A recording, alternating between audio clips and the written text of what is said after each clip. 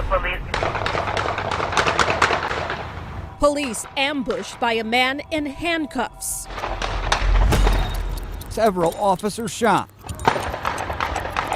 in a gun battle.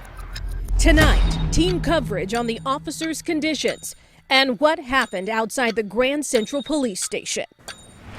We have live team coverage of tonight's and today's ambush. We begin with Charlie DeMar with a new update on the condition of those officers. Charlie.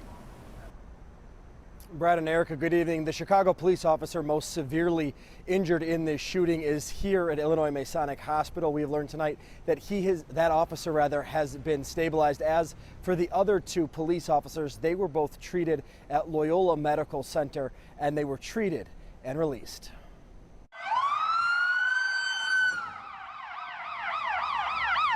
You can hear and see the urgency of paramedics getting that Chicago police officer to Illinois Masonic Hospital, flanked by at least a dozen Chicago police officers running lights and sirens.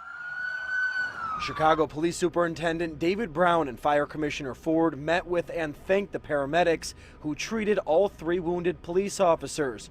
Earlier, Brown was seen at Loyola Medical Center checking in on the other two officers shot. All available units, got a 10-1 behind the 25th district. One of those officers was struck in his protective vest, but the bullet didn't penetrate his body armor. The third officer was shot in the hip.